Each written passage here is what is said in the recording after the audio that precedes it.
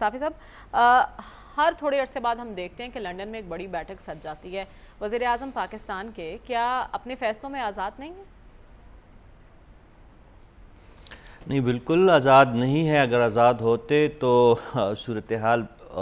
الگ ہوتی۔ آپ پرائم منسٹر کی بات کرتے ہیں، شہباز شریف صاحب کی۔ یہاں پہ تو خان صاحب نے آج خبریں سامنے آئی ہے کہ انہیں اپنی پارٹی پہ جو گرفت ہے ان پہ تحفظات کا اظہار کیا ہے اور اپنے پارٹی قائدین کو ڈانٹا ہے کہ ان کے بغیر جو ہے اسٹیبلشمنٹ کے ساتھ رابطے یا ایون سوشل میڈیا پہ بیانات کے حوالے سے بھی انہوں نے پابندی لگائی ہے۔ اگر یہ خبر درست ہو کہ شیریں مزاری صاحبہ کو ذمہ داری باقاعدہ سونپی گئی ہے کہ پارٹی کہیں اور جا رہی ہے اور پارٹی کی جو قیادت خان صاحب کے ہاتھ میں ہے وہ کہیں اور جا رہے ہیں۔ تو پاکستان میں جس طرح ہم شروع میں کہہ رہے تھے اور باقی بھی جو ساتھیوں نے بات کی اس پہ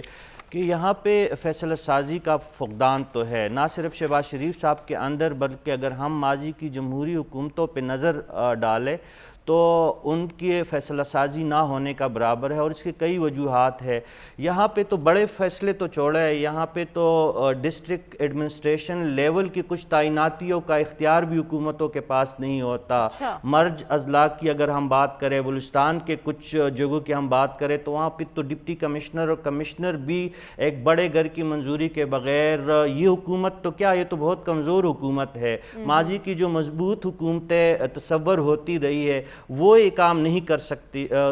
سکتی تھی۔ تو اس حکومت سے ہم کیا توقع لگائیں گے یا اس حکومت کو لیڈ کرنے والے شہباز شریف صاحب سے ہم کیا توقع کریں گے کہ وہ اپنی مرضی کے فیصلے کریں گے یا ان کے اندر کوئی فیصلہ سازی کی قوت ہوگی؟ ایک تو سلمان غنی صاحب نے واضح کر دیا کہ یہ تو ایک اسکیجول ان کا ایک ایسا بن گیا تھا کہ ملکہ برطانیہ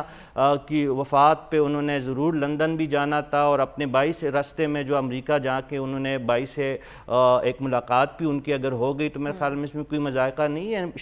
نواز شریف صاحب سینئر سیاستدان ہیں، گرچہ ان کو کچھ قانونی مسائل کی وجہ سے وہ ملک سے باہر ہے لیکن وہ ملک کے کئی دفعہ وزیر اعظم رہ چکے ہیں، ایک بڑی جماعت کے وہ قائد ہے۔ اگر ان سے شہباز شریف صاحب کوئی مشورہ لے لے تو اس پہ کوئی مذائقہ نہیں ہے۔ ویسی بھی شہباز شریف صاحب کی دانش پہ اور ان کی بصیرت پہ بہت سارے لوگوں کو ویسی بھی اعتراض رہتا ہے، تو اگر وہ کوئی مشاورتی عمل سے وہ گزرے ہیں، جو میری نظر میں کوئی بڑی مشاورتی وہاں پہ مشاورت تو نہیں ہونی تھی کیونکہ وزیر دفاع خواجہ حاسب صاحب واضح کر چکے کہ نومبر سے پہلے اس وقت پاکستان کا سب سے بڑا مسئلہ حکومت کی نگاہ میں بھی اور اپوزیشن کی نگاہ میں ایک ہی تعیناتی رہ گئی ہے، تو وہ انہوں نے تو واضح کر دیا ہے کہ وہ نومبر پہ اس پہ مشاورت ہوگی۔ تو فیصلہ سازی کا فقدان ہے، شدید فقدان ہے، اس کے کئی وجوہات ہے۔ آپ کے دیکھیں عمران خان صاحب ایک اپنے آپ کو ایک بڑے لیڈر کے طور پر، ایک مضبوط حکمران کے طور پر پیش کرنے کی کوشش کرتے ہیں۔ جب وہ وزیر اعظم تھے تو کون سا بڑا فیصلہ خان صاحب نے اپنی مرضی سے کیا یا فیصلہ سازی کی